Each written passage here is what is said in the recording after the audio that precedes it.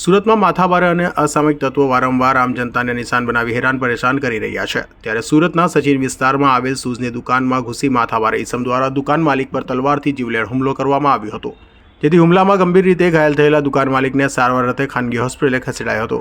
ત્યારે ઘટનાની જાણ થતાં સચિન પોલીસ સ્થળે દોડી ગઈ હતી અને હુમલો કરી ભાગી છૂટેલા હુમલાખોરને ગણતરીના કલાકોમાં ઝડપી પાડ્યો હતો અને આરોપીને કાયદાનું ભાન કરાવ્યા બાદ સચિન પોલીસે આરોપીને ઘટના સ્થળે લઈ જઈ ઘટનાનું રિકન્સ્ટ્રક્શન કરાવ્યું હતું।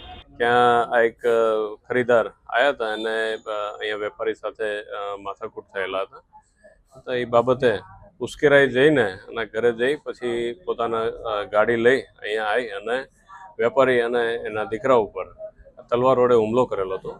એ બાબતે સચિન પોલીસ સ્ટેશનના જે કનકપુર ચોકી છે એના અધિકારી સિંઘ સાહેબ તથા અમારા ડી સ્ટાફના પીએસઆઈ શ્રી ડામોર સાહેબ અને સાથેનો સ્ટાફ બિલકુલ એક્ટિવ થઈને આરોપીના પકડવા માટે તજવીજ હાથ ધરેલી હતી।